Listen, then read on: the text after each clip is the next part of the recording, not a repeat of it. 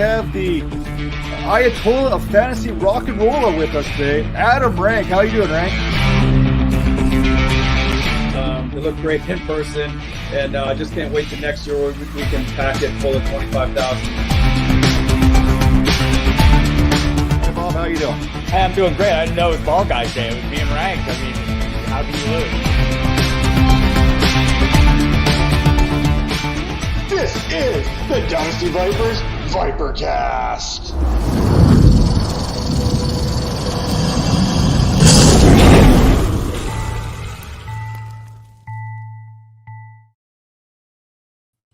And welcome to the Dynasty Vipers ViperCast. This is episode 82. I checked, well, in the backtrack, last week was 81. I said it was 82. This really is 82, and we got a treat for you today. Joining us, the VP of Ops over at Fantasy Alarm, the award-winning host with the most at Series XM Fantasy, Anti-Up, Howard Bender. How you doing, Rotobuzz guy? Thank you very much. It was a fantastic intro. I don't know if I deserve it, but okay, I'll take it. No doubt about it. Great to be here. Super psyched. It's the first time that you, Matt, and I get a chance to talk. It's the first time I get to talk to Major. Tera's been on my show, or I got to figure out which way she is on my screen here. It's like a Brady Bunch kind of a thing. Yes. But it's great to be here. Thank you so much for the invite.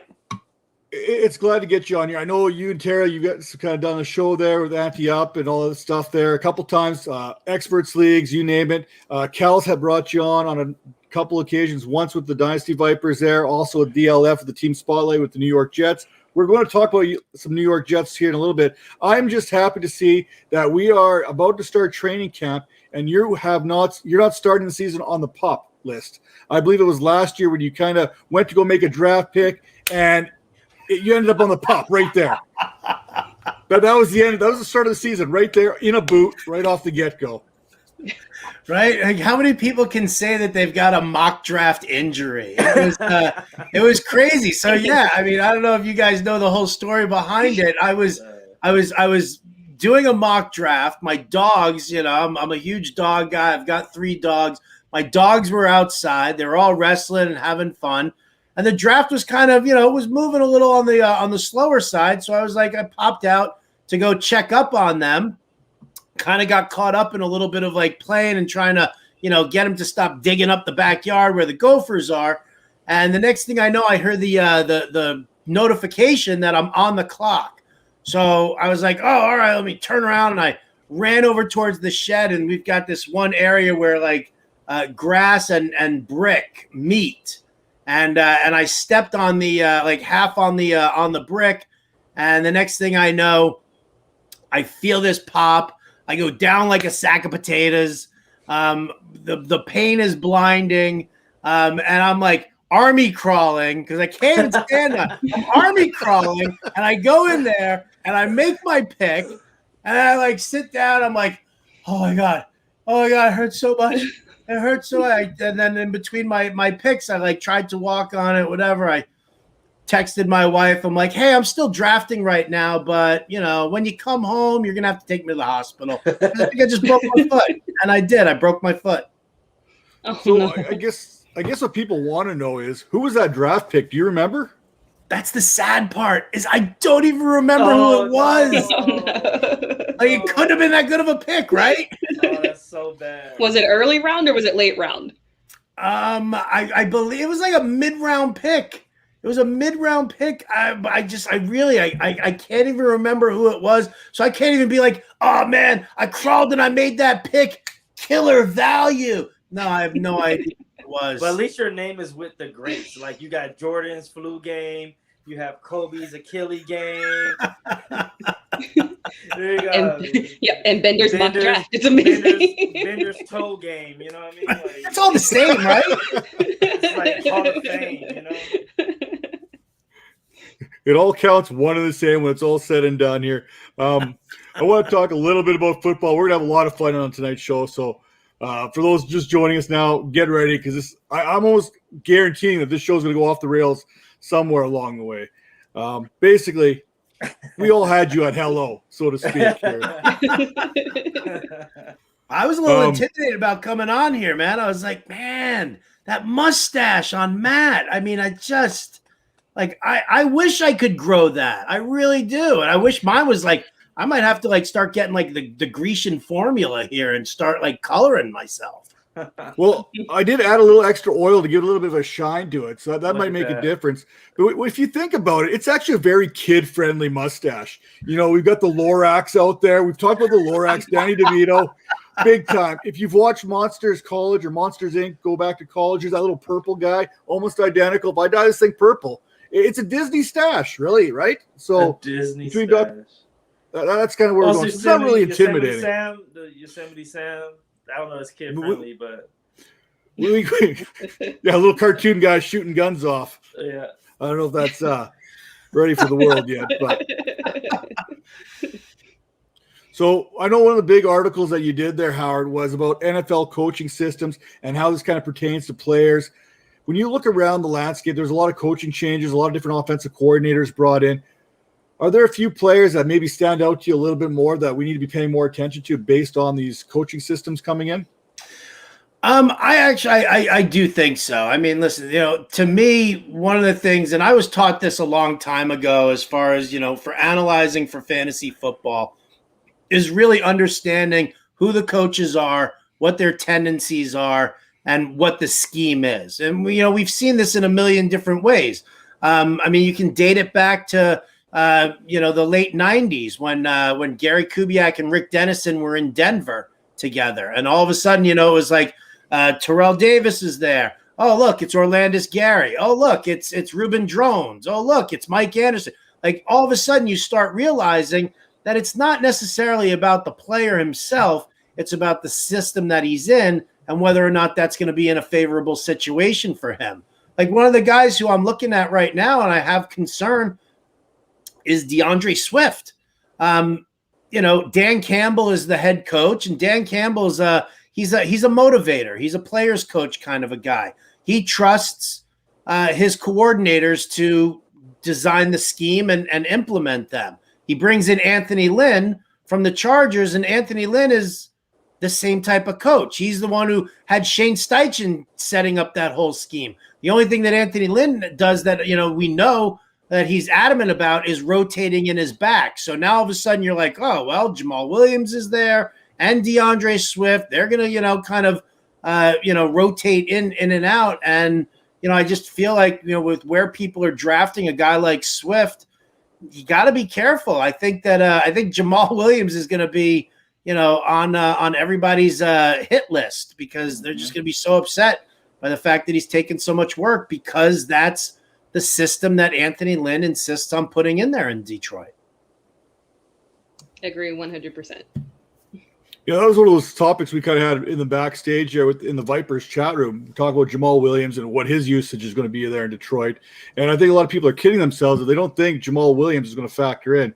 And, of course, anytime I get a chance to talk about Jamal Williams, I'm going to talk about Jamal Williams. We talked Disney earlier. This is probably the best interview in all sports between Snow Games when he's talking about Frozen, gets a little bit of rain, he's talking about The Little Mermaid. Is there a player that you got to love Jamal Williams no matter how you look at it? He's just one of those guys, and he's infectious when he gets into that locker room, and he's a pretty good player too. He was used. I think he had over 150 touches there with Green Bay last year. Tera, you're familiar with him in the Packers and your love with the Packers. He was utilized with Green Bay, even with Aaron Jones, and I really see him having a very similar role in Detroit than what he had with Green Bay based on everything you just said there, Howard. Well, one of the things as a former Aaron Jones owner in a number of leagues, he turned into Jamal Williams for me. Because just stop taking these carries away, man. It's like driving me nuts. So, but yeah, I mean, listen, he's not a player who I love. It's one of those situations that you look at and you're like, okay, this is kind of what we're up against right now. And, you know, knowing that it's like, I'm super bullish on the Chargers this year, right? Give me Justin Herbert, give me Eckler, give me Keenan Allen, give me Mike Williams. Why? Yeah. Because Joe Lombardi was the quarterback's coach in New Orleans, and he's taking that whole system and he's putting it into LA. So it's like Eckler's in the Kamara role. And while Keenan Allen is a guy who, Justin Herbert's going to use as a security blanket. Mike Williams is that X receiver for the Chargers. And who was the X receiver for all those years? It was Michael Thomas. So I'm not saying that, you push Mike Williams up a lot more, because everybody's hatred of him for whatever reason suppresses that value, so you can wait on him a little bit. But, man, I think just the way that system dictates it, Mike Williams is going to be a guy this year, and I'm loving it. Yep, I'm with you on that one. And he's looking to get paid. He's in a contract year right now, too. We know if he's going to step up, this is the year to do it. He went to some school, though, so I'm not too sure if that's going to factor in, but, we figure out how to point to. Yeah. Clemson receivers really are about hit and miss. You know what I'm saying? So we're going to keep on this. You've mentioned the word love several times already, where we've talked about coaches, coach speak, coaching systems. If you could write a love letter to anyone in the New York Jets organization during training camp, who would that love letter go to? Oh.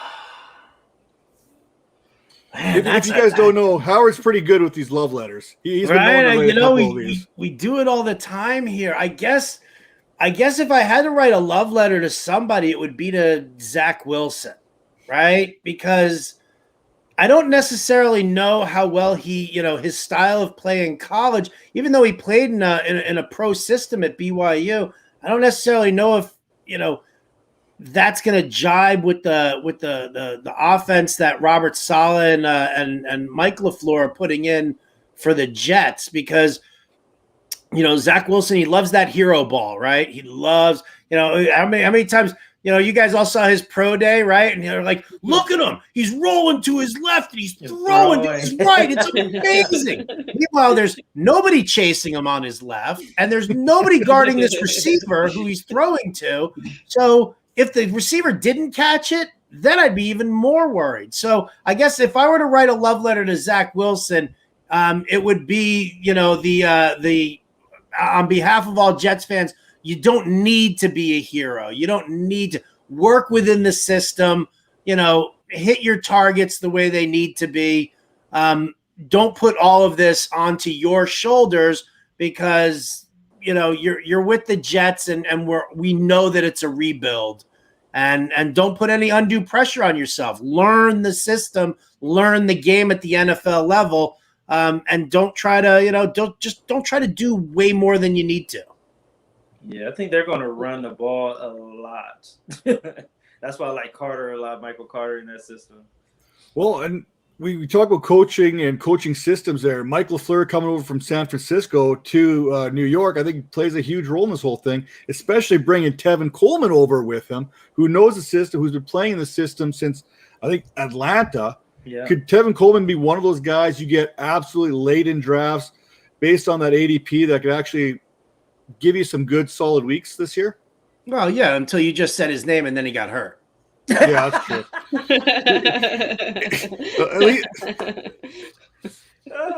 I mean, listen, I dig him, right? I mean, he does. He knows the system. He knows the scheme, but he never stays healthy. I'm kind of with Major, and I'm coming around a little bit more on Michael Carter. I mean, I wish he was more of a, well, I hate to say it like this, but I wish he were more Javonte Williams and less Michael Carter. Like, at least I wish he could take it between the tackles more and be a little bit more of a bruiser rather than just being, I don't want to limit him and pigeonhole him as a satellite back or a scat back, but I mean, that's the role. I mean, we'll see what happens with a lot of these outside zone runs that they're going to do. But yeah, I would love to see him step up and be that complete guy there. Because, yeah, I mean, Tevin Coleman, again, he just got hurt because we said his name multiple times. He said it 3 times and he gets hurt, like Beetlejuice. Damn it. Yeah. My poor Jets. In terms of the receivers, I know there's a lot of speculation and a little drama going on around who's actually going to come out on top between like Mims and Jamison Crowder, Keelan Cole. How do you see that shaking out? Oh, I watched your 30 for 30 on Keelan Cole. I know you like him as a little bit of a sleeper here. I mean, I liked the chances of Keelan Cole a little bit more before they brought back Jamison Crowder. Like, they drafted Elijah Moore, and he definitely profiles more as a slot receiver. I thought Keelan Cole could have kind of filled that role a little bit more if Crowder didn't come back. I mean, the way I see it with this, it's going to be the West Coast style passing. So it's going to be a lot of short, quick passes to try and move the chains. I think Denzel Mims, I like Mims just in the sense that he is going to be the deep threat for them. I mean, they're just, that's the way it is. If Keelan Cole can play on the outside fairly well, then I'm pretty confident in the fact of like lining him on one side and put Mims on the other. And then if you're doing a 3 wide receiver set, then you get Crowder in there a little bit more. But I don't know. It's such a tough call there. It really is. As far as like really liking one more than the other, I don't really have that much of a preference. As a Jets fan, are you hearing any news out of camp about Mims? It seems like he had a lot of excitement around him, and all of a sudden you don't hear anything from him now. It's like pretty silent. Which, yeah, I mean, to me, it's because you're bringing in a new coach and a new system, and he's not Saleh's guy, right? Like, I mean, you see like new coaches come in, and it's like the old regime players who are there, a lot of times, they get left out. It's tough. We're watching James Robinson in Jacksonville. And is he going to be the odd man out? He got a great season last year, but he's not, Urban Meyer's guy. So I think that's why everybody's a little quiet on Mims. I would love to see him just step it up in camp, keep his mouth shut. Don't get, crazy about, where are my targets and what's happening here and why am I being left out? Just go and do your thing. And I feel like he'll be all right. I like his speed. I like his hands. The wingspan on Mims is insane, right? I mean, it's crazy how long his arms are. So, I think there's hope there. I just, again, you just have to kind of watch and wait and see, what the coaches think of him early on. Yeah. Yeah, and for anyone that's kind of paying attention, it goes back to the old age added there. Never draft a Baylor Bear as a wide receiver. You just don't do it. You know what I mean? So Denzel Mims has got a little ways to go. Robbie Anderson just said, "Hold my beer." He said, "Look at me with my new coaches. Look at this. They love me in Carolina, and now I got Sammy Darnold throwing me the ball." I can't wait to see how that dynamic's going to work. Sam Darnold there, new coach, getting rid of Adam Gase. We'll see if it's Adam Gase or if it's Sam Darnold when it comes down to it. I have a feeling it's probably not going to be Sam Darnold. I think Sam Darnold's going to be fine when it's all said. Speaking of like rolling out to your left and throwing to the right, that's like Sam Darnold's only highlight out of the Jets. You remember that one? Yeah, listen, that's the thing. Like, and I've argued with people about this over and over again. You can't. I can't look at anything about Sam Darnold and like criticize anything or note any plays, and even if it's a good play, like everything, I take everything from the Adam Gase time and just throw it away because dude is like a nightmare of a coach. He's a horrible play caller. If things worked out in any way, shape, or form, it was more of like a, like when the receiver catches the ball in the end zone on 4 different deflections and it kind of lands in his lap, like that kind of look what I found sort of thing. So yeah. I think Gase is a huge, huge problem, and I'm glad to see that nobody's like, oh yeah, let's bring him in as an offensive coordinator or something this year. Nobody's touched him. Yeah. He couldn't even get a head coaching job in high school. He had to settle for that offensive coordinator job at some high school. That's amazing. Take the crazy eyes off, please. He creeped up behind you. Oh my God. Where did that come from? I love how you have that just queued up though. That's hilarious. I had that on there from when I was with Cal the other day. I was like, everybody's got a Jets background except me. Let me get one. That's hilarious, man. You gotta have the background there. I just want to touch on this real quick. We're not going to spend a whole lot of time here because we had a couple quarterbacks. Sounds like they're going to actually report to camp. Deshaun Watson's reporting back to camp. As you can tell, if you look behind in Tera's background there, all her drywall is still intact, which means Aaron Rodgers sounds like he's going back to Green Bay this year, as long as he can bring Randall Cobb with him. Oh, was that a request? Yeah. Did he say he wanted Randall Cobb back? Yeah, he did. The rumor of the day. Yeah. Wow. And it just happened to be the Texans went out and they traded for Anthony Miller, that slot receiver, to maybe make Randall Cobb available, possibly. Tera, you're the Green Bay / Houston kind of resident here. What do you got on this? Yeah, I can't say much about Houston publicly just because I feel so sad for them. And they're sad. Be careful. Very sad. Be careful. You have to go outside. Be careful. No, they feel the same way down here. I'm just speaking from the heart for the players. The fans feel the same. But yeah, I'm I've been pretty steady the entire offseason on my stance that Rodgers will come back. And I did waver and panic a little at the end of last week, which was, I 100% blame that on Cal. For some reason I take his words so highly, and he made me panic there for a second, but the report's coming out today. I'm feeling good about it. I'm back on the, we're good for this year, probably not beyond that, but I think he's coming back for, again, one last dance with us this year. So there you go. Love sliding that last dance in there. I was a little nervous too, though, because, when all of a sudden all the Vegas books started pulling the Green Bay, over-unders on win totals. And I was like, ooh, uh-oh. Is that real? Like, and when Vegas reacts like that, you kind of think somebody knows something. But I'm glad he's back, or he's supposed to be back. Listen, I think, it's so tough. Like, you don't want to see, listen, I know that Tera's a fan, and it's not about, being nice to Tera. It's about, it's kind of being nice to just Packers fans in general. Like, the fan base, I don't think deserved to have this whole, drama, wrung out. I think that's really kind of what just made it more depressing than anything else for me.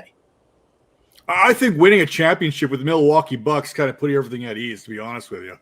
Did you hear Rodgers like just lavishing praise over the Bucks GM? I was like, wow. If I'm Gutekunst, or however I'm supposed to pronounce that dude's name, I'm like sitting there watching that, like, so much shade. Yeah. Yeah. Shady, for sure.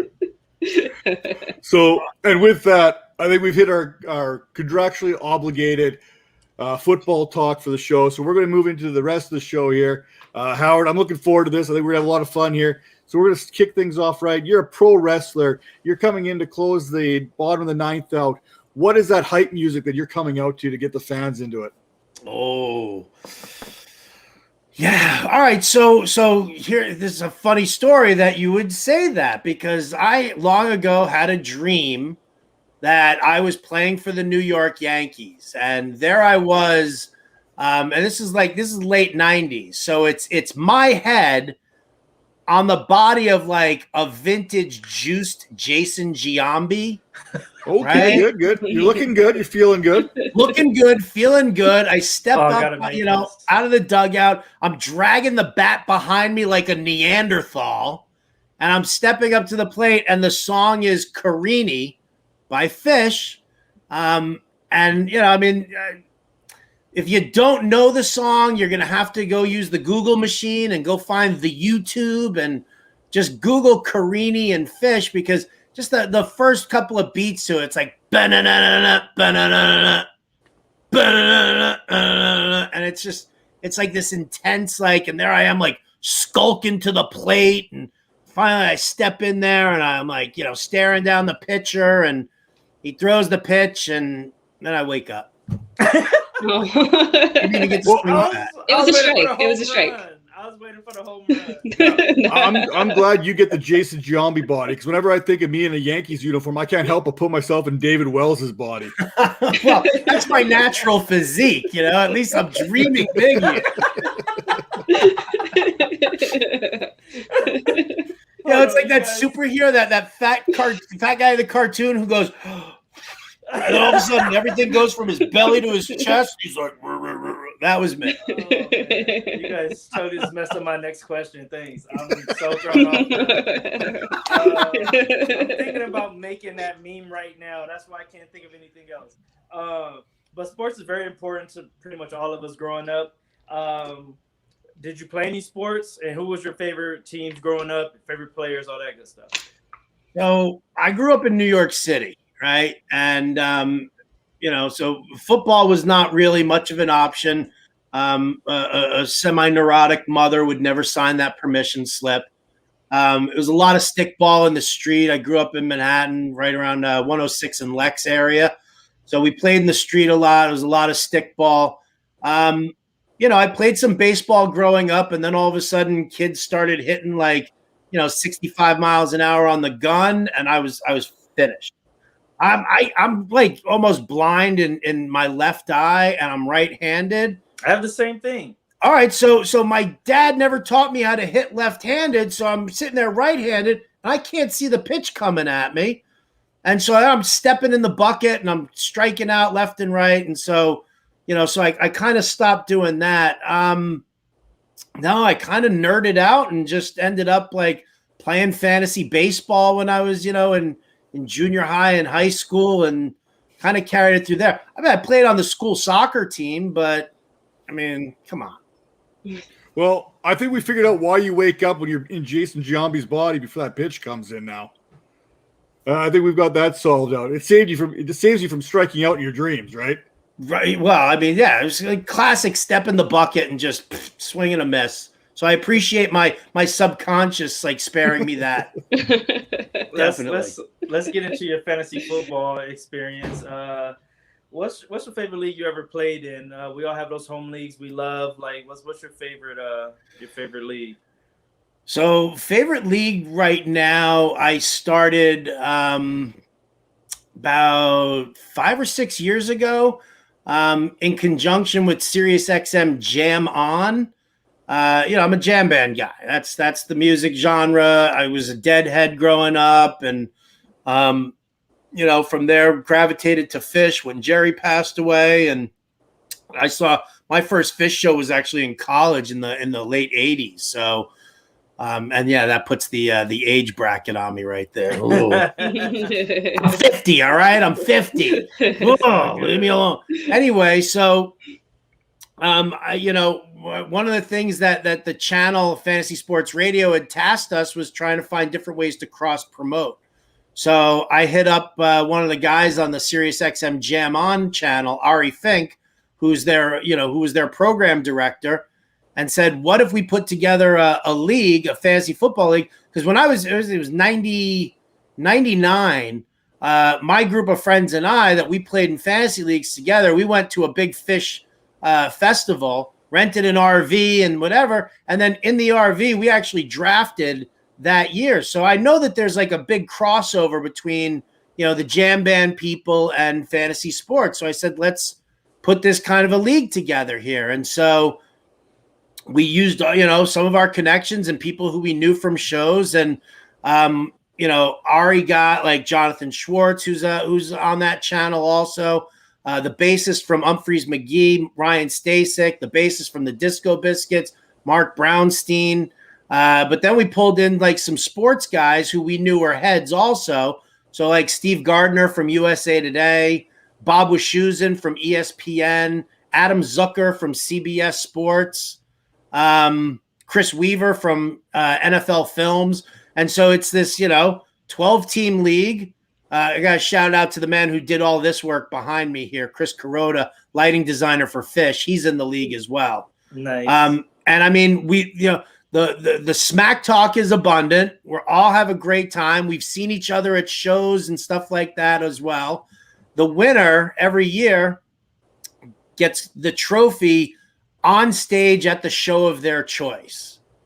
So when I won, Humphreys McGee was playing the Fox Theater in Oakland, and I up on stage, Ryan Stasek, the bassist, he's got to make a little speech, hand me the trophy. And so that's how we've kind of done it with that. Cool. And yeah, I mean, that the league is fantastic. It's definitely my favorite. Was that a PPR or I think I missed that part? It's standard. It's just Standard. no. I'm kidding. It's 12 team PR, single quarterback. We do a kicker and a defense. Nice. Nothing outlandish. You know, the rock stars. They're really you got to baby them a little bit. You can't dazzle them with things like super flex or taking away the kickers or something like that. They won't know what to do with themselves. Can't put two tight ends in there or anything like that. Cannot play two tight ends. Cannot do that. So let's dive back into you personally.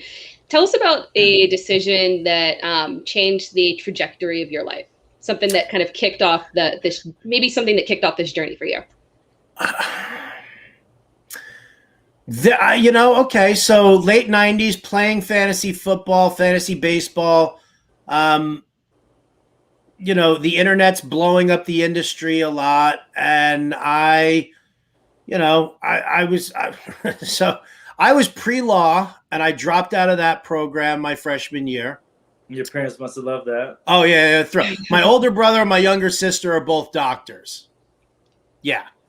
So I dropped out of my pre-law program. I majored in theater, moved back into New York City, went to grad school for theater, tried to, ply my trade a little bit, but, as somebody in their, early 20s in New York City and, get a bartending job to make ends meet, I ended up partying way too much. And, I hit that point where it was like, do I really want to be in this acting industry? Do I really want to keep, pounding the pavement like that? I don't want to be a bartender forever. And there I was like sitting there and I was reading articles for fantasy. I was like, I'm an educated guy. I can do this. And so I just, I started up a blog on Blogspot and I started, writing every single day and, kind of building up that following there. And so that was the start of it all for me.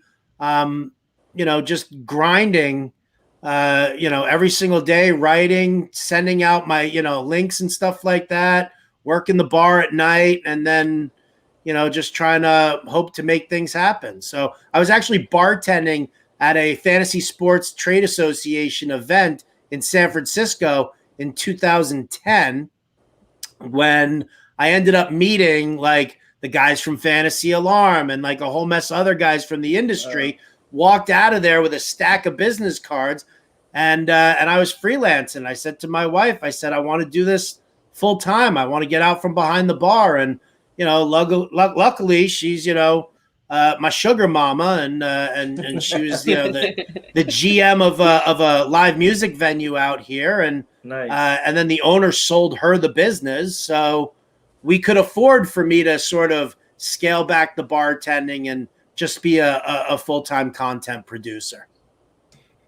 So I just want to touch on this here a little bit because a good portion of when you first start, especially in the writing industry, it's a lot of the smaller articles, the waiver wire, that kind of stuff. But I did hear a rumor, and correct me if I'm wrong here, but I heard a rumor you're pretty good at the dumpster diving, especially in New York City in your younger days. I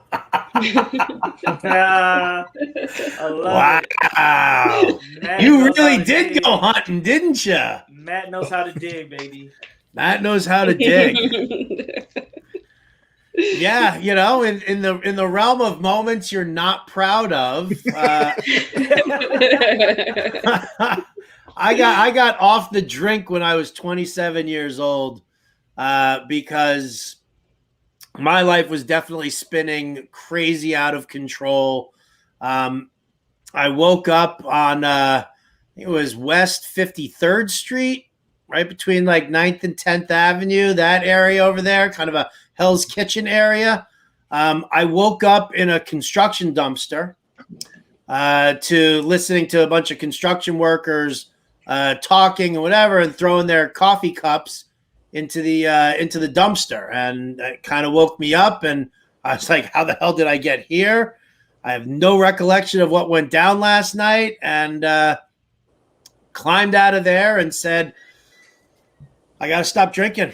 And it was just, I was like, I can either check myself into a program and just do it that way, or I can just kind of man up and just show some self-discipline and not drink anymore. And that's what I did. I mean, I couldn't afford to check myself into like rehab and, hunt down. So yeah, I spent some time at some AA meetings for a while, and I was completely dry for about 7 years before I like turned around and just had like a little bit of wine with dinner, and that was it. But I mean, if I'm gonna have a cocktail now or a drink now, I mean, it's probably like maybe once every like 6-8 months. Maybe I'll just, and it's it's a Budweiser. It's I'm not touching the IPAs or any of that other stuff, but. Yeah, that was definitely it was a crazy time. It was a very interesting time, to say the least. Well, Howard, I can totally relate with you there. I've been there. I've done that. I think I've been probably clean since I was 22, 23 now. So we've done the same thing. And the reason I brought that up is those stories are kind of funny now when you look back on them, and you kind of say, yeah, that happened. Very good. So, dude, it was hot coffee. They hit me with hot coffee. Like, why are you throwing your cup out if you're not done with your coffee? Chug that stuff down. You'll be sleeping in here. So I imagine coffee can't be cheap there either, right? Coffee's got to have a good price tag on it. You know what the worst part is? I hate coffee. Oh no. Yeah, like I won't even like my wife. I won't even like kiss her goodbye for when she goes to work if she's been like slurping on her coffee. I'm like, I can't deal with it. I'm the same way. I don't like the smell of it. Right? I love coffee, so I might have been all right. But yeah, I'm with Tara here. I'm about 5-6 cup a day kind of guy minimum. yeah, Wow. Red me on the Bull. podcast every night. Red Bull is not the answer. It's probably not the answer, but it's it's like it's not Mr. Right, it's Mr. Right now. Nice. So you're like me. You need that energy boost at night. You're like at 8 p.m. Like, hey, I need to round out the night in a good place. Yeah. Well, I also get up at 4:00 in the morning every day too, so it's That's true. Yeah. I got to deal with that. Mm-hmm. Well, that brings me up to when do you sleep? Because you're up at like 4:00 in the morning, and I think I seen you were doing a show at like between 12 and 2 the other day, or you're doing that right now, or like when do you sleep? If there's like a 2-hour period there that you might be able to catch a quick nap in there. Pretty much. Well, congratulations to Justin Fensterman from Alarm After Hours. His wife just had a baby over the weekend. Congrats. They're first. So he's officially on paternity leave now, which means that, the rest of us are just kind of picking him up. So, yeah, I'm doing that, 12 a.m. to 2 a.m. I mean, that's 12 to 2. That's Eastern time. I'm out here in California, so it's not terrible. It's 9 to 11 for me. I don't know. Sleep's overrated, right? I mean, I've been doing this for so long. It's kind of funny because when you grind for as long as I've done it, right? Like not working, like all of a sudden you feel dirty. You feel like you should be doing something more. So, I mean, I write every single day. I do radio, 5 days a week. I do podcasts on top of that, live streams on top of that. So yeah, I keep the dance card filled. If I'm not doing the Alarm After Hours show, it's probably about 9:30 at night, Pacific time, where I'll start watching TV with my wife and start doing the bob and weave. And that's how I get my power naps in. So yeah, I'll just kind of doze off there, and my wife loves it because half the time she's like, I'll just let him snore on the couch like that. I'll go into the bedroom myself, right? And she just leaves me there. She's like, I've been with this dude long enough. There's no bob and weaving going on during Big Brother, though, is there? It depends on when we start the episode, right? I mean, there have been times where I'm I'll fall asleep and I'll miss the end of the show, and she'll save it for me, and then I'll get up at 4, and while I'm wiping the crusties out of my eyes, I'm catching up on the end of Big Brother there before I start the workday. But I gotta get my fix in there on the reality TV. Big Brother, Survivor, it's my jam. All the good stuff. So you've done an insane amount of shows. So you've done an insane amount of interviews. So I got to ask, and don't feel biased. Don't feel like you have to say me. But what have been some of your more memorable interviews that you've done? Please don't say her. Please don't say her. Please. Yes, it's Tera time on Getting Buzz was easily the best ever. You know what? All right, so 2 phenomenal interviews, and then one that like got really super crazy at the end that was a nightmare. All right, so I interviewed Eric Ebron the day after he was drafted. Nice. Right? And the interview kind of starts up, and we're talking, and he's just giving me all of those, those cliche answers. Like, you just had all your interviews during the draft, so you're just going to kind of keep doing it. So I was like, all right, well, I, like Matt, I did a little digging. And I found out that Eric Ebron grew up about an hour and a half away from UNC Chapel Hill, where he went to college. So I immediately, in the interview, I just stopped asking him football questions, and I said, do me a favor. I said, because I'm going to be traveling to North Carolina at some point in the next couple of months. From your house to Chapel Hill, best bang for your buck barbecue you can get. He went bonkers during this interview. Like, it's somewhere in like the Sirius XM universe, but like it turned into the first 5 to 7 minutes were football. And then the next 15 to 20 minutes was all barbecue and talked about favorite dishes, favorite sides. He's given me the names of some places. I mean, the two of us, it was the funniest thing. So that one there, Christopher McDonald from Happy Gilmore, Shooter McGavin. He was a phenomenal interview. Who legit said, I said, one of your most memorable moments, spilling off of Happy Gilmore. He was like, he's like, I learned how to play golf. I was really good at it. And then I went to the golf course, and somebody recognized me after the movie came out. And in my backswing, somebody's like, you eat little pieces of shit for breakfast. He says that on the air, and he's like, oh, I'm sorry. Did I say I can't say that? I was like, dude, the fact that you just said that made this whole interview beautifully. So those are my 2 favorite. The worst one, which was actually a really good interview, I got to interview Tom Arnold, and we talked about like the best damn sports show, period, blah, blah, blah. Well, we ended the interview. We ended the interview, and I was like, okay, whatever. And I'm like looking through Twitter, and I'm talking to Jim Bowden, my co-host, because back channels, a commercial, whatever. And I start reading the tweets that are coming in, and Tom Arnold's just getting destroyed, right?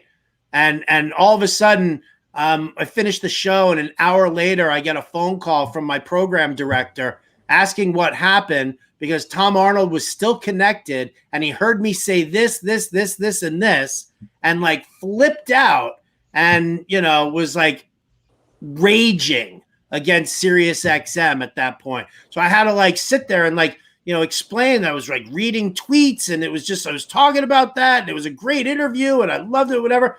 And I was literally like scared for like 2 or 3 days, because I like sent his PR company, emails and stuff like that, trying to like, make sure that he knew that I wasn't saying that about him.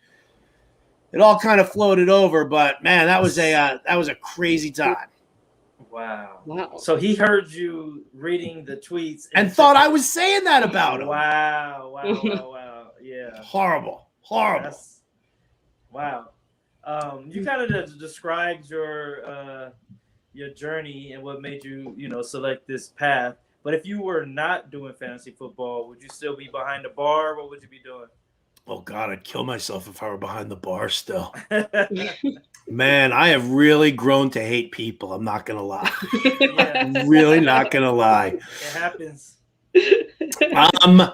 I probably would have stayed in the industry on some sort of like managerial kind of way.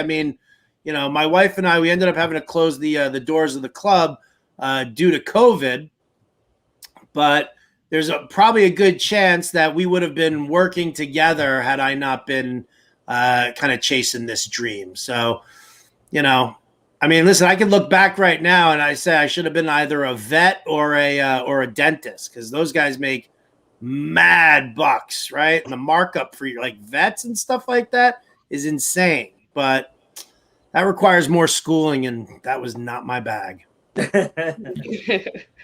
And see, through my research through the back channels, I thought maybe you would have been like a music critic, maybe breaking down a little bit of Puccini there, little Italian composing kind of stuff. Maybe a film critic talking about some rom-coms, because I know you're a big fan of those rom-coms out there. Who doesn't love rom-coms? You have to have no soul if you don't like rom. I will take a Katherine Heigl film festival over like binging a whole bunch of westerns. I'm sorry.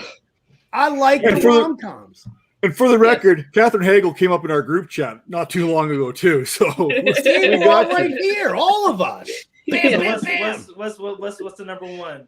Number one, what's your go-to? Oh, Love Actually. Go-to rom-com. No doubt. Love Actually.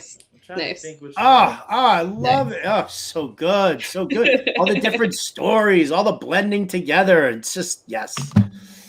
That's definitely the one. Like, that's the thing. It's so funny. Like, when I'm writing, I always have to have something on the TV in the background, like a movie that I've seen like a bazillion times, because it just kind of occupies half my brain, and then I can just sit and do it. Like, I can't sit there and like write and listen to like a Fish show, because I kind of all of a sudden my brain starts getting lost in the jam a little bit, and I'm like, oh. And then all of a sudden my thoughts aren't as clear on paper. But if I put in a movie that I've seen like a billion times, then it just kind of helps me with that. And Love Actually was in the rotation for a very, very long time. I've written a ton of articles that end up like, some have like random references to the movie that nobody in a million years would get. You got to slide that in there too, right? When you got those little pop culture-esque type little tidbits there to slide them in there. The real ones, they get them right away. Like, you're the diehard fans that know who you are, know you're going to make that kind of reference to the rom-coms. I do have to kind of get into this a little bit about, and correct me if I'm wrong here on the pronunciation of Puccini. Where did that come from there? The Italian composer. Puccini? I don't really know where that kind of came from. So it seems like you go from Fish, you know, they have a very distinct sound, and then Puccini. But see, you know what it is for me? It's music in general. I love all music, and I'll sit there and I'll put on like opera or classical or something like that, just depending on the mood and really kind of what strikes me. I mean, it's really kind of funny. Like, growing up, my dad was into all of that like old 60s folk music, right? Joan Baez, Buffy St. Marie. My mom, on the other hand, she was all Carpenters, Barry Manilow, John Denver, like that kind of like soft rock, not even rock, just like that soft, music that.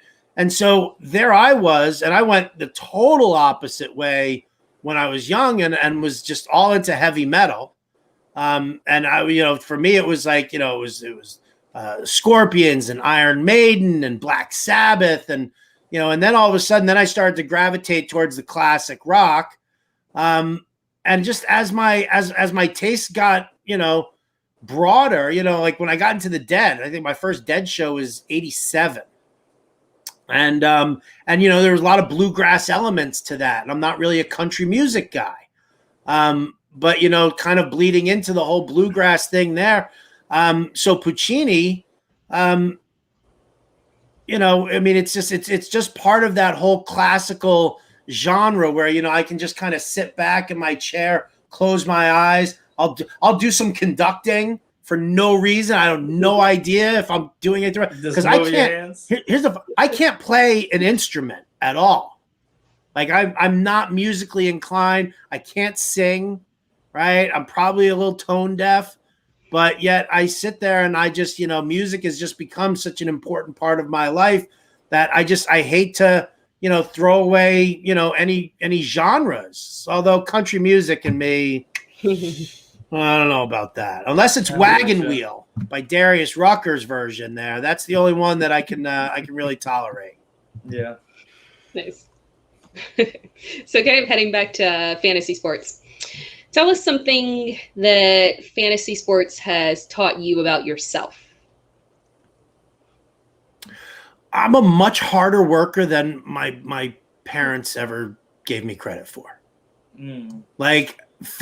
So playing fantasy sports, writing fantasy sports, that became really what I loved doing, like learning to do what you love. That's what they say. If you love what you do, you don't work a day in your life, that kind of a thing. I grew up, and the reason that I drifted towards, law because my parents wanted me to, acting because I really enjoyed it. When I was 18, I stepped up on stage for the first time at an open mic and did a stand-up set, right? And so I did that, for a number of years. I just loved to make people laugh. And that was that. And, I guess once I started with fantasy sports and I started writing, I mean, that was like all of a sudden, like I had my focus, right? And that was really what it was. And for me, it was just about, if I want to make this my life, then I have to put myself out there and take risks and open up who I am in my writing and take that chance. I have to be thick-skinned and take the criticism. And I really just, I wrote and wrote and wrote and wrote. And I, did some guest spots when I could here and there. And I really dedicated myself to that. So fantasy sports really taught me that, if it's something that I love, I will 1,000,000% set my sights on it and just dedicate my life to it. When's the last time you did some stand-up? Well, that's the funny thing is I kind of do it every day on the radio now. But the last time I stepped up actually on stage was probably like 1994, 95. Oh, wow. Okay. Yeah. When you're standing behind the bar, if you wanted to count that, then that was like, then the last time I tended bar was probably like 2009. Because, I would just sit there and basically just, do my sets right there and just work off of the crowd. But like in a stand-up, in a comedy club, I think it was like 94 or 95 was the last time. It was, whatchamacallit? It was out on Long Island. It was, I think it was East Side Comedy Club in like Huntington. I was going to say that, yeah. Yeah. So I just want to kind of touch here because one of the things I noticed about you, Howard, there and what you do, especially on the Twitter, in the Twitterverse, so to speak, is you've ended up in jail multiple times, Twitter jail, but it's not for being rude or obnoxious. You answer every single question that comes through here. You got 34,000 plus followers on Twitter.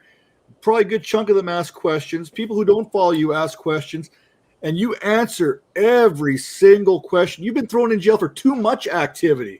Yeah. Yeah. What is it? It's like, it's 2,400 tweets in a 24-hour span is what you're limited to. And the problem is also, like, you guys know this, is you're answering questions.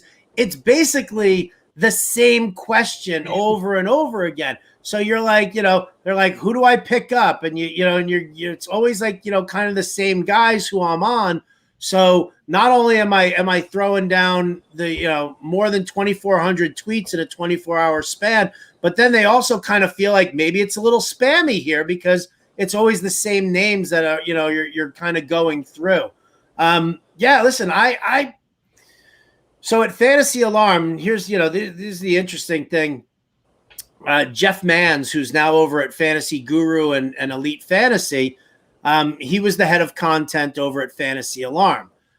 He left to go join Elite Fantasy. Guru Elite is what it was. And everybody was like, oh my God, what's going to happen with Fantasy Alarm? And Jeff was the face of it and blah, blah, blah. And, are they going to survive? And,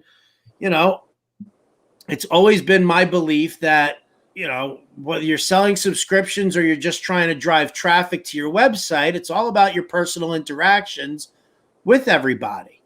And I knew that was just something that, we needed more of at Fantasy Alarm. We really needed to be more in touch with our subscribers to reassure them that you're still going to get this phenomenal content. You're still going to get, no, are you getting it from Jeff Manns? No, but did Jeff Manns and I analyze football in the exact same way?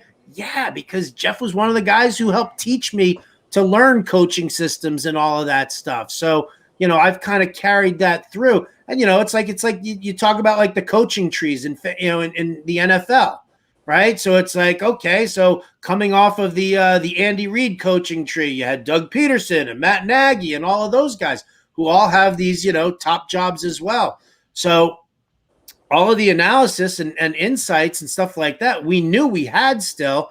It was about reassuring the customers, the people who subscribe to our site, that they weren't wasting their money anymore. And one of the things that I vowed to do was, if you tweet at me a question for fantasy, I will answer no matter what. Like, you will always get an answer from me. It might not be like, instantaneous, but I will sit there and do it. And that's one of the things that, I just sacrificed sleeping and I go down and I sit there and I'll answer a million questions as much as I possibly can. And I think I've been thrown in Twitter jail like 4 or 5 times now. Wow. Nice. So kind of, you mentioned when you were, transitioning from kind of doing the part-time thing to getting some writing with the guys that you met when you were bartending at the convention. So, we know that relationships are super important to transitioning and moving around in this industry. So, tell us about maybe 1 or 2 guys that you've worked with or really respected along the way. All right. Well, Jeff Manns 100% gets that, immediate shout out. I mean, it was phenomenal working with him, and, he and I see a lot of things eye to eye. We also seem to get each other's like really goofy, random references too. Like, he said something about, he quoted the movie Multiplicity, right? And I don't know how many people have actually seen the movie Multiplicity, but I've seen it a bunch, right? I'm a huge Michael Keaton fan. And so Jeff made that reference and I like immediately G-chatted him. And this is what he was working on a different show.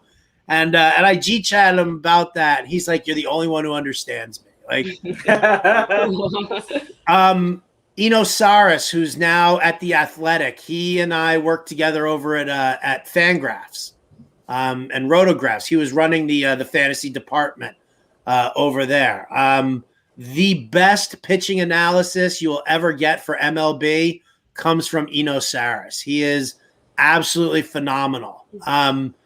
And then a lot of the RotoWire guys, Jeff Erickson, Chris Liss, Jason Thornberry, Tim Schuler, Peter Schenke.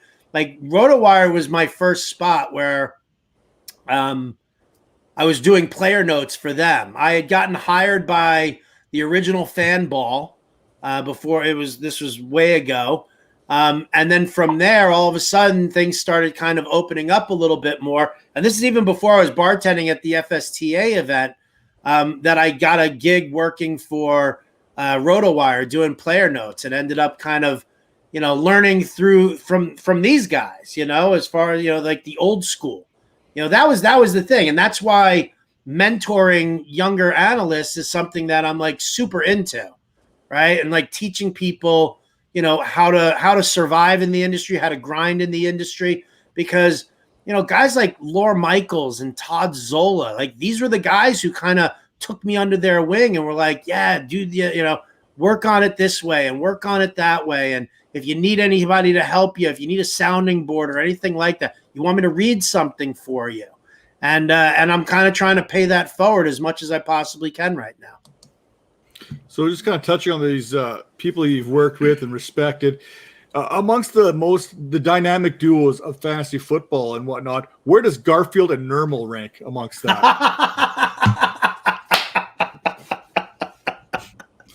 Garfield and Nermal are the best. So Jen Piacenti's nickname in college was Nermal, and right, because somebody said that she looked like Nermal. And now, when I was growing up, I was very into like the comics, and I used to read Garfield all the time. So as soon as she said that, I knew exactly who she was talking about. And then all of a sudden, that kind of broadened up where she was Nermal, and of course, you're working with the overweight Garfield here, right? The guy who would rather just down a tray of lasagna than anything else. So, like Jen and I working together, it's like the perfect pair. We are as perfect together in the fantasy industry as Garfield and Nermal are in the comics. Wow. Beautiful. Great pull. So you kind of led into my last question here. You said you like taking young analysts under your wings and teaching them the ropes. Give us some advice for those of us trying to make it in the industry. Keep grinding.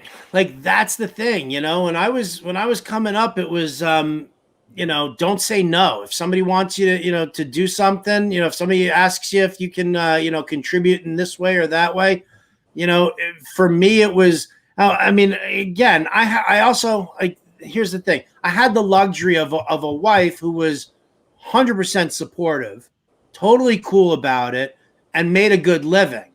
So it enabled me to cut down on the bartending shifts and keep, and gradually do more writing. So my feeling about it is like in today's world, as you're doing it, write as much as you possibly can, even if that means just starting up your own blog in conjunction with, wherever you're working. Like, I was working for RotoWire and Fangraphs and Fantasy Alarm and doing all of those, all of the assignments that they gave me, but I was still writing every day on my personal blog to kind of keep it going there and make sure that happened. I never turned down a guest appearance on anything. I always made sure that I made time for that. If somebody wanted me on a Sirius XM show and I was working behind the bar, I made sure that somebody was covering me for the 10 minutes that I was going to go and do a segment there. Listen, obviously you need the analysis and you need to understand, to know what you're doing and stuff like that. Be available to everybody. Like one of the things that I find, a little on the troubling side, I'd say, about a lot of fantasy football Twitter that I see, is that there are a lot of people out there who are just about the likes. They're just about the hot takes and making some outlandish statement and getting into some sort of Twitter battle with somebody. And there's limited analysis that's put behind it.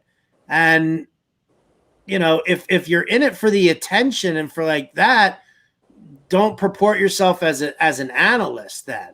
That's, the thing. It's a very fine line that you kind of have to walk between being accessible and entertaining on Twitter, but still having the analysis, there, so that if you do make a statement that seems a little outlandish, people come at me when I, talk pro Sam Darnold stuff here in Carolina, but I'm backing it up with specific things that go along with it. Don't throw out a hot take just to be different, just to do a hot take. We see way too much of that, and it's really kind of it's diluted the analysts pool, I think, in on social media. I love that here, and I know when we get to the outro here, I want to touch on that before we get to the outro. The next big thing, right? You talk about giving people an opportunity, the mentorship kind of thing, how that's important for you, as it was done for you when you first kind of came in. The next big thing, I think it's something that's near and dear to your heart here. Do you just want to kind of touch on that a little bit? Yeah, it's to me, it's all about mentoring. Listen, it's going to be, it mixes in my love of reality TV, and it mixes in, an actual fantasy football league. But, what it is we've taken and we've actually just narrowed down. we've got 15 people of our videos. And we're trying to figure out which 3 we're going to kind of toss aside because it's only a 12-team league that we're doing this. But what it is, you're going to receive mentorship from people in the industry who are going to give you a challenge each week. So you're going to draft your fantasy football team, and we're going to do all of that stuff where you're actually setting your lineup and recording it and talking your way through it. So that way, we can like see what's going on in your mind while you're making certain decisions. But each week there's going to be a different mentor who's going to assign something, make a 2.5-minute waiver wire video, write a 500-word article, stuff that content providers should be able to do, interview somebody for a podcast, whatever it might be. And then if you win that challenge, then you get a power you get a power basically for that week in fantasy where it's like steal somebody's waiver priority. You get to pick any team in the league and set their quarterback for them, like that kind of a thing. So it's like that gamesmanship and, sabotage kind of thing that goes along with it for the fun part of the league. But really, this is about taking 12 aspiring analysts, watching them grow, watching them create content, get better and better as the season goes on. And then the winner, who might not even win the league, but the winner of the whole thing will receive a paid job with a major network fantasy company. Nice. Who I'm not allowed to say yet. Awesome. But it's really good. That's a pretty big opportunity there. That down to 15, got to get that down to 12. Those final 3 cuts are going to be very difficult there because I know in our little bubble there, I would include myself in that kind of small pool type content creator. There's a bunch of us in that area. And I know there's some great people doing some fantastic work out there, both on the video side. The guys coming up now in the fantasy industry, they are triple threats. They do the writing, they do the podcasting. A lot of them do their own graphics. A lot of them do their own video editing and stuff like that. Kind of a jack of all trades is kind of the momentum moving forward. And we've seen that more and more in the community. So I think this show is really going to highlight all of that and all those tools that a lot of these great minds have in the industry coming up that probably aren't getting the attention yet that they deserve for their work. And that's the thing. I mean, that's like that. There's so much great stuff out there that some people don't know. I mean, I look and I'm like, man, how does this dude have like 2,400 followers on Twitter? Like, people are missing out on some of the most amazing content. I'm doing that with Andrew Cooper right now, who I hired over at Fantasy Alarm. Well, John and Pemba hired him at Fantasy Alarm, and we've been working with Coop. And I look at his work and I'm like, my God, it's so good. It's so unbelievable. Like, why are tens of thousands of people not following him? And that's one of the things right there. I caught Tera's 30 for 30 after doing, some the Viper work with you guys on with Cal, right? And I saw Tera's 30 for 30. I was like, look at this stuff. Like this, and I was like, immediately, I was like, you got to be in this league on Sirius XM so we can get you radio exposure. You've got to join me on Getting Buzzed. I mean, it's like, got to bring the talent out to the forefront. That's awesome. And it's funny. I didn't want to drag out and mention this, but I never got a chance to tell you that second time that I was on your show, I had a little snafu with my husband watching my baby, and I was like, I can't miss this. I can't cancel. It was like 10 minutes before I was gonna get the call to go on, and I was like, I went to a neighbor's house. They weren't there. I went to another neighbor's house. They weren't there. It's like, I got to figure out what to do. And I was like, the only way my baby will be quiet is if I'm pushing him in the swing. So I did the interview while I was pushing him in the swing outside. Do whatever you have to do. Find a way. Yeah, right? I wish I had known that, because I would have been like, put him on the phone. Yeah. Let's see what he thinks of mom's job here. Yeah, exactly. So I'm actually going to send this over to Tera here right now, just to kind of plug everyone here while you got a chance. Yeah, for sure. I'll start with you, Matt, because, again, I'll take Cal's role in saying this. You don't give yourself enough credit, but Matt has been killing it, doing all of these solo videos, going through the camp battles for all the different divisions. And, a lot of people don't know how tedious it is to do a solo video for 30 minutes. He's doing them sometimes. So he's really putting in the work with that. So if you guys head over to the Dynasty Vipers YouTube channel, you can catch all of his awesome work there. Major is awesome too. He's got a show that's coming up. Yeah. Yeah. I'm not doing anything. It's all good. But stick around for him as well and follow him, because he's also one of those people who is underrated on Twitter, underfollowed. So definitely go and check out his work. He's also hosting a lot of awesome Clubhouse rooms as well. So check him out there too. Me, again, you can find all of my work. Most of it is on Twitter right now. So, following me on It's Tera Time is the best way to get to me. And I've got a lot of content that is on the Dynasty Vipers YouTube channel. And I have some stuff coming up as well that hopefully within the next few days, I'll be able to actually announce and talk about, where you guys can find some more work for me. So stick with me on Twitter to see where that's heading. Nice. And then I'll hand it over to Howard for anything else that he wants to plug as well. You guys can find me all over the pages at Fantasy Alarm, DFS Alarm, and Wager Alarm as well. I do all the MLB best bets over there, and all the draft guide content for football at Fantasy Alarm, and I'll be doing all the DFS stuff over at DFS Alarm. I write a weekly column in the New York Post. You can find it over there. You can follow me on Twitter at RotoBuzzGuy. You can hear me Monday through Friday, 6 to 8 p.m. Eastern, over at SiriusXM Fantasy Sports Radio. My co-host Jim Bowden. I'll be filling in sporadically on Alarm After Hours, the late night, and you guys should definitely be tuning in to SiriusXM, because you're going to be hearing all your Dynasty Vipers doing guest spots over there.